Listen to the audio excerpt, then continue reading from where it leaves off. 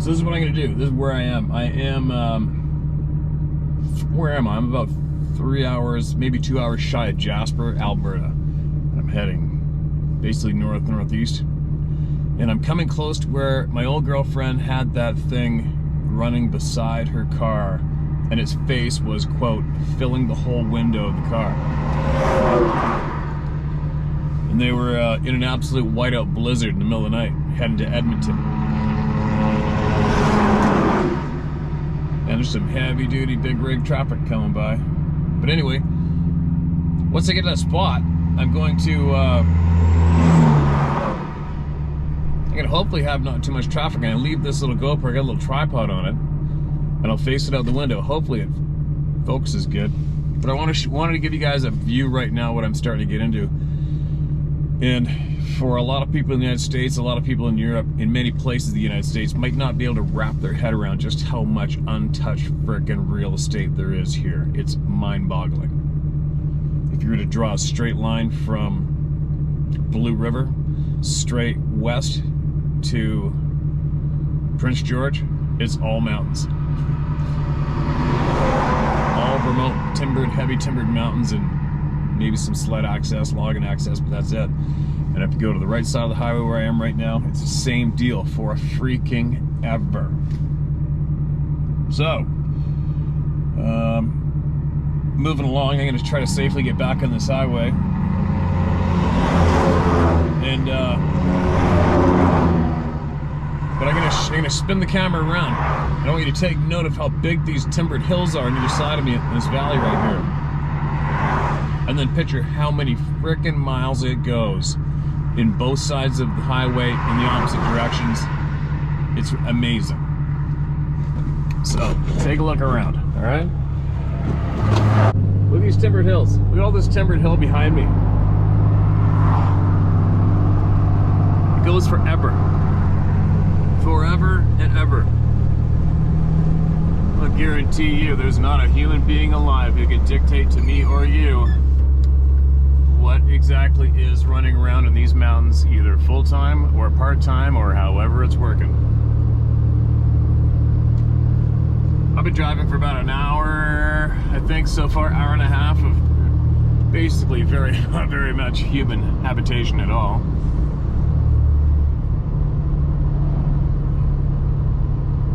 There's a new pipeline going in across the province.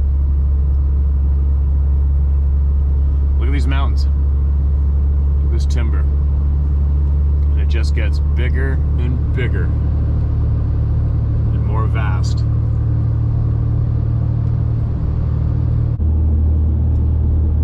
As you said, the highway dropped off straight off the bank on the left. And that's what it's doing right now. So, it's going to be anywhere from this point onward is where this went down, right here on this chunk of highway.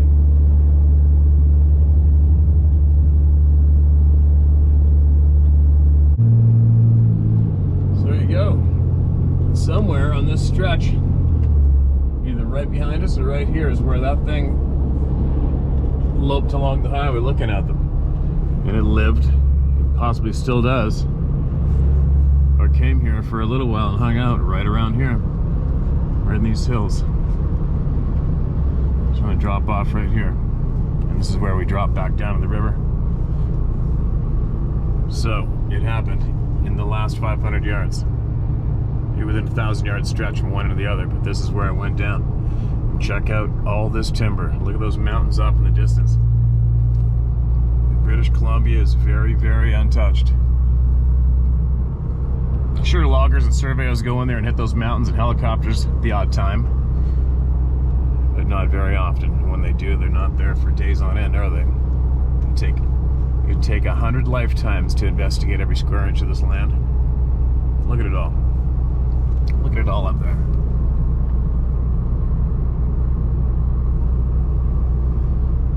It's endless. Jumping into all that timber. Imagine jumping in that timber and going for a big timber cruise.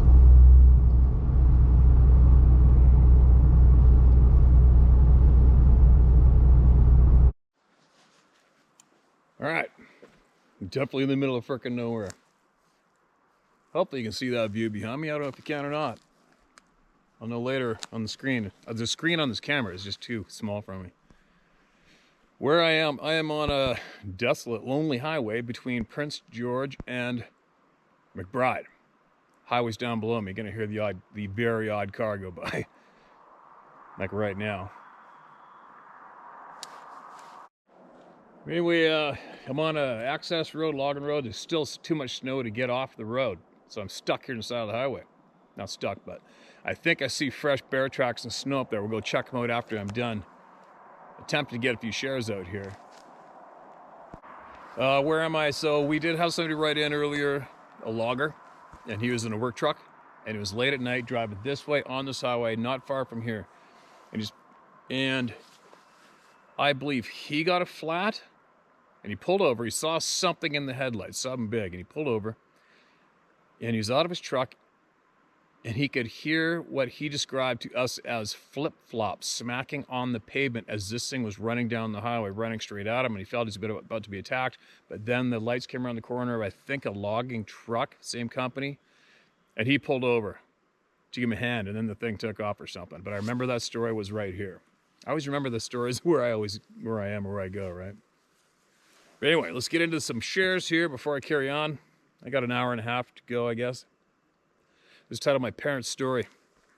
Hello, Steve. Been a watcher of your channel for quite a while now. Love what you're doing. Who would have thought that simply letting people share their own personal stories would be so controversial to some? It absolutely amazes me. Me too. Anyway, thanks for all you do for people. You're one of the good ones. Thanks, man. So are you for sharing with us. Now for my story. My parents are in their 70s now. But when this story took place, they were only about 20 years old and had just moved from Wyoming to Washington State. So the year must have been sometime in the late 60s, just a few years before I was born. Today I've had countless experiences with Sabe, 90% of which happened in one little creek valley near my home, but that's for a different story. There's one story, however, that I've been told my entire life, and it still makes me laugh whenever I think about it. As I said, my parents were young and had just moved to Washington State. My father found work as a young carpenter. My mother took whatever job she could to help out with things. They're young and in love. They used to spend many of their Friday nights out dancing, enjoying a beer or two at the local watering holes. This particular evening, however, they were feeling adventurous and wanted to go explore the forest. So they jumped in their old pickup truck and headed out to the logging roads that crisscross western Washington. Just taking in the beauty that this area has to offer and keeping an eye out for wildlife. Being young, adventurous, in love, and alone, they decided to take advantage of the solitude, so they pulled over, got a blanket out from behind the seat, and started making their way down the steep hillside next to the road, in the direction of a small river that could be seen about 100 feet away, through the thick brush. They said that about halfway down this embankment, there was a nice little flattened out shelf that was hidden from the road. Perfect. They laid the blanket out and began doing what young people in love do. After a few minutes had passed, when they heard the loudest scream that they had ever heard in their lives, and it was right next to them. My dad said it sounded as if it was only 10 feet away. They had never heard anything so loud before or since. Keep in mind that both my parents were quite familiar with the sounds of animals in the forest. Both of them, however, said that this sounded like an enormous woman screaming, not an animal. And this is where it gets funny, to me at least. Because at that moment, the best man on this planet, and the one man who I know would gladly walk through hell with a smile on his face for my mother, jumped up and ran up that hill as fast as his legs would take him, jumped in the truck and had the door shut. No! Oh no. Before realizing that he had just left my mother lying there on the blanket, buck naked and alone. Uh-oh, that's a penalty. With whomever it was that had just screamed at them seconds before. When he realized that she wasn't with him, he jumped out and ran back down the hill, threw all their clothes into the middle of the blanket, grabbed it and my naked mother, and dragged them both up the hill as fast as he could possibly go. He then stuffed her and the blanket into the cab of the truck, jumped in, got their bare asses out of there. That's probably my favorite story in the world, because if you know my father, what kind of a man he is, and his love for my mother, you'd know that there's no hell that he wouldn't face for her. And yet that scream scared him so badly that for a few seconds he just abandoned her on that hillside in the middle of the woods and ran like hell. I'm not sure how many people this would help or what kind of puzzle piece it offers, but felt it would be a comical story to share with everyone. Maybe even bring a smile to someone's face. And thanks again for all you do, Steve. Your friend, Steve Mattis. Steve, thanks for that. It made me laugh, man. And you gotta admit, you're probably lucky you don't have a hairy older brother, right? Or a sister from that move. You don't leave your women naked in the woods when there's a Sasquatch around in the dark, all right? Crazy. And they'll never ever forget that, will they? It'd be interesting to hear your dad's thoughts on this topic. On a serious note. Southeast Ontario, Knox, hairy tree stump, bear carcass, a scared dog, and a rock toss is the title of this one. Hi, Steve. Thanks for all the good work you do by sharing these stories and uniting the people in pursuit of shared knowledge. The work you do is a benefit to all humanity, and you deserve to be commended for it. As do every single person here, man. Thanks for the kind words. My name is Sean R. You can use my name. I'm 44 years old. After watching your channel, I now view strange occurrences in nature with a completely different perspective. I live in Frontenac County, Ontario. Frontenac County. I spent most of my youth around Verona, Ontario at a cottage on Rock Lake in the late 1980s and 1990s. When I was 10 years old and into my teen years, sometimes I like to walk in the woods by myself when everyone else is too busy. Once in a while I'd hear tree knocks coming from across the swamps. Knowing almost nothing about Sasquatch at that time, I grab a sturdy branch and strike a tree trunk in reply. Whatever was doing the tree knocking never replied to me directly. It just knocked trees for its own purpose until it would decide to stop knocking. Later that day, I'd take my parents back to the same spot where the knocking occurred, and nothing happened, so I dismissed it. Once in the 1990s, I seen a big, tall, dark brown, hairy tree stump standing deep in a cattail/bulrush swamp while we drove by in our truck. As we rounded a bend in the road, I asked my dad to stop the truck and back up to get a second look. By that time, we backed up, it was gone. By the time we backed up, it was gone. I never seen another hairy tree stump in that spot before or since that day. 1 year later, after a long winter, we went back to the cottage for the first time that spring, on a small granite hill overlooking the exact same swamp. While out for a walk, I found a young black bear carcass. But it was like nothing I would ever expect to see. It didn't appear to be killed by a hunter, a poacher, or any animal I was aware of. It was pulled apart, just like a rotisserie chicken from a grocery store. I found a severed skull, big pieces of hide and fur, and all 4 limbs strewn around. But I never found a torso, or any ribs, or a spine. Between whatever killed the bear and every other scavenger that came by, there were no edible parts remaining by the time I found it. Could a large black bear kill the smaller bear? Sure, but do black bears decapitate, delimb, rip off the hide just like a gym sock and haul away the torso? Nothing on that dead bear was cut with a blade or a saw or chewed off. It looked pulled apart by a large set of hands. If it were a bear and a bear kill, I'd expect smaller pieces and more pieces of the dead bear. Steve, I'm not an expert. What do you think? What do I think? I'd have to see it, obviously. But I know wolves will scatter everything all over the place, but they eat everything, right? So it sounds pretty odd to me. But then again, I did leave a whole 300-pound sheep one time out, dead, bloated up, nasty. We came back 4 days later, and it was picked up and taken away, and there was one chunk of hide that big, blue on the meat side, meaning not a speck of flesh on it, just clean hide, not a cut, but tore. That was it.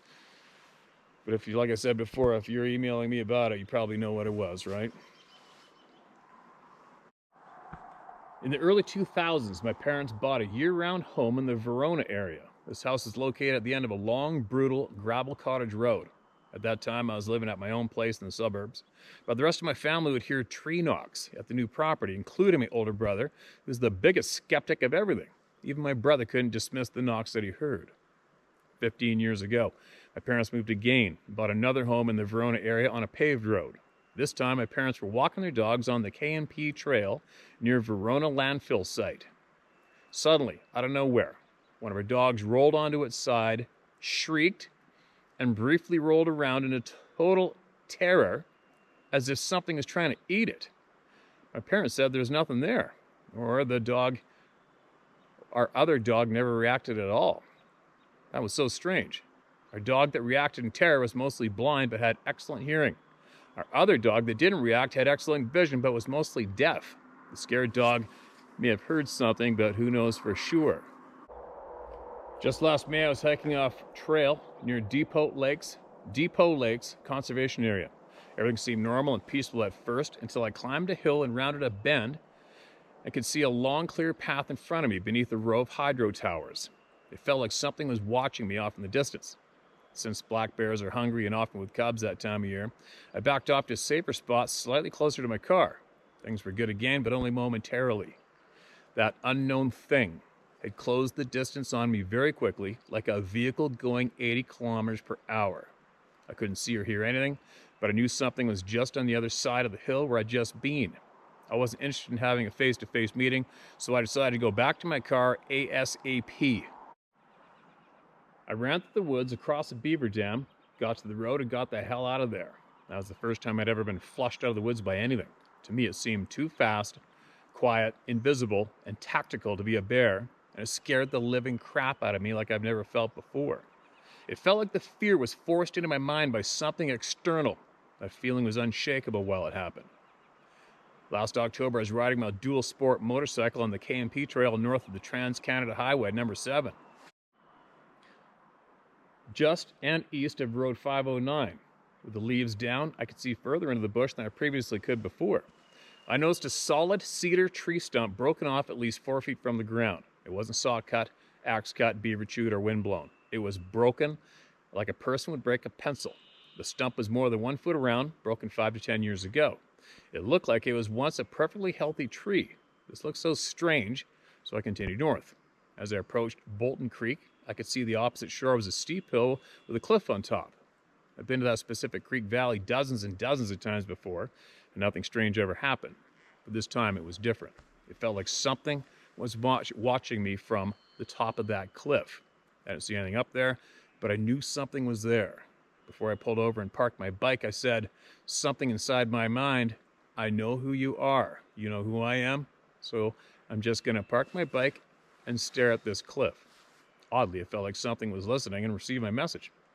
I pulled over, parked my bike, removed my gloves and helmet. 2 seconds later, I look up, and I can see a softball-sized granite boulder in mid-flight being lobbed from the top of that cliff. The boulder never rolled down the hill. It crashed through the tree branches and landed in the tall grass with a big thud. The boulder landed 30 meters away from me on the opposite side of the creek. It took one hell of a throw to get that rock to land where it did. So I stared at the top of the cliff for 5 minutes. Never seen anything up there, and eventually I left. That's 5 minutes longer than I would have hung around. Somehow, I feel as though that thing could have thrown harder and landed that small boulder just across the creek at me and my motorcycle if it really wanted to. It was still a show of force. Also, I think it wanted me to know that I couldn't see it no matter how hard I tried. In hindsight, I wonder if I'd stayed around for more than 5 minutes after the rock toss, if that creature would have instilled fear into my mind, if I hadn't drove away on my own terms in a timely manner that day. All things being considered, I'm glad it never came down to that. I don't need to experience that hassle again. Just to be sure, I went home and checked the map. There's nothing located there other than trees. But I noticed it had many things in common with all my other previous strange encounters. Hills, swamps, creeks, ponds, beaver dams, an abundance of wild game, wooded areas at least 2,000 acres in size where there's no roads or dwellings. For shits and giggles, I drove back to the same spot just 1 week later to see if any other strange things would happen, and everything was normal. My opinion, based on my limited observations here in Ontario, it seems like Sasquatch have a preference for swamps, hills, and creeks for the purpose of a natural fence to keep humans out of their turf. In Frontenac County and surrounding counties, almost every lake, river, and creek either has a public or private road to access. But also, there are many places that don't have any road access to the opposite shoreline. I think those are the places where Sasquatch like to hide away from people. Provincial parks are another place I think they like to go. 3 years ago, at east end of Frontenac Provincial Park near Slide Lake, I've experienced the feeling of being watched by something. It was big, it was fast and intelligent. I couldn't see it, but it was standing on top of a large granite mesa. Whatever it was, it followed us from a distance.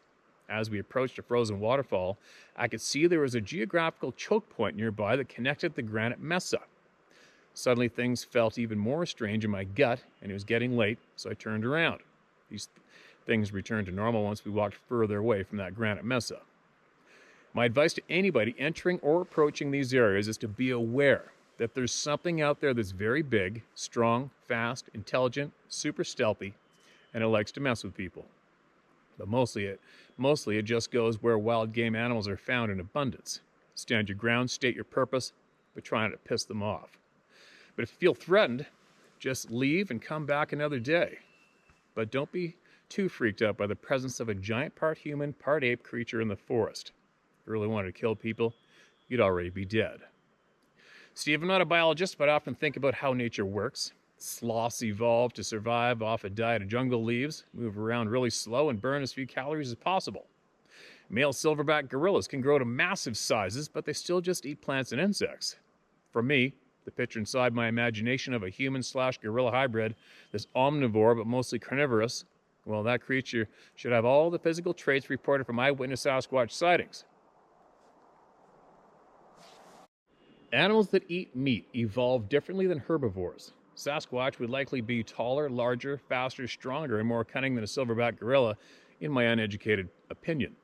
In a side-by-side comparison, the Sasquatch would make the silverback seem almost sloth-like in relative terms. This concept doesn't seem like a huge leap of faith to me, but then again, what do I know? I'm man enough to admit, not nearly enough yet. Anyways, thanks, Steve, for the many hours of hard work. I hope my email helps others the same way that you and all the others have helped me. Since watching your channel, I've gained a better understanding of what to expect while I'm out in the woods. I just wish I'd known more about this subject when I was a kid.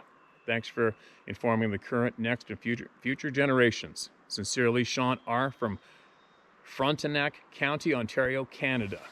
Well, thanks for that share, man. And I'm sure it is going to help somebody else for sure. Obviously, if you've been seeing those things around there, somebody from there is probably watching this channel. I'd bet money on it. The only thing I can add to that is, from what I've been learning, is I have a funny feeling that we finally have a group of individuals who are going to prove to us without a doubt that these beings haven't evolved.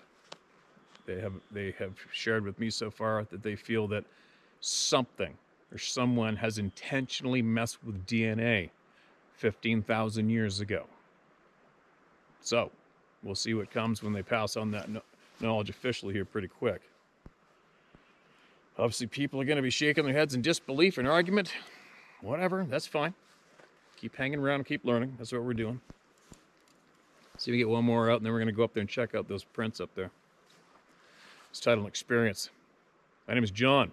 I was recently listening to you share an email about East Durham in New York. Actually, hunt to the east of there, near Round Top, New York. My story isn't as spectacular as theirs, but get a humbling experience. It was December 2003, and I was deer hunting with a few friends. I made my way nearly to the top of the mountain, where I was sitting in front of a huge boulder. About 3 hours into sitting there, I decided to bust out a sandwich and a juice box. I looked off to my left. I could see a 5-foot being walking down a stream edge and seemed to be sneaking either around me or after some turkeys I had seen walk the same path. I didn't pay too much attention because I could hear heavy footfalls coming up behind me. They definitely were way too loud to be my buddies. They stopped on the other side of the boulder I was behind. I heard like a comfortable rumble or cooing. Then in my head it said, "Easy, no harm." I put my 6.5 Swedish Mauser down. I then stood up to see what it was. There's nothing there. Where did it go? How did it speak to me and disappear? I knew what I saw to the left was a Sasquatch. I'm positive what came behind me was its parent. This is the first time I spoke of this since, because I was just made fun of by people that I had hunted and fished with for years. I've since not hunted in that area, but still hike there and fish for brookies there. Take care, Steve, and thanks for being an outlet for people like me who still won't share the experience with so-called friends. I'm not ashamed. Feel free to use my name. John Eggleston. John, thanks for coming forward, man. We got you. We got you back here. Welcome to the Club of No Return, right? You've been there a while. Quick note before I forget. When you hear that second voice in the videos on here, I'm pretty sure it is from the iMovie editor app on my phone when it's linking these clips up, all right? So I'm sure it's not some ghost or something behind me saying shit to the camera. Okay, and that's what's going on. It'll probably happen again in this video. It already has happened, right? But anyway, yeah, you're not the obviously not the first person to report hearing the speech between your ears without somebody actually speaking to you, right? I don't want to experience that myself, although I half expect to half the time. Like even right now, who knows? I'm not into it though. But you see all that vast land out there without any roads in it? See how far it goes? For frickin' ever. And it goes even further forever that way and that way and that way. It's mind-boggling how much untouched land there is. Mind-boggling.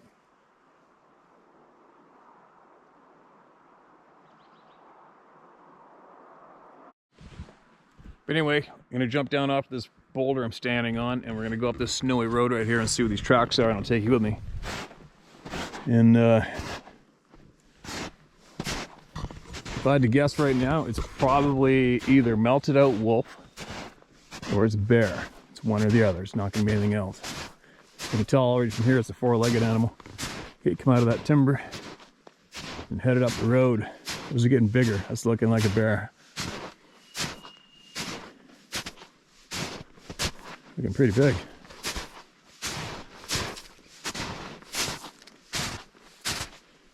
That is a moose.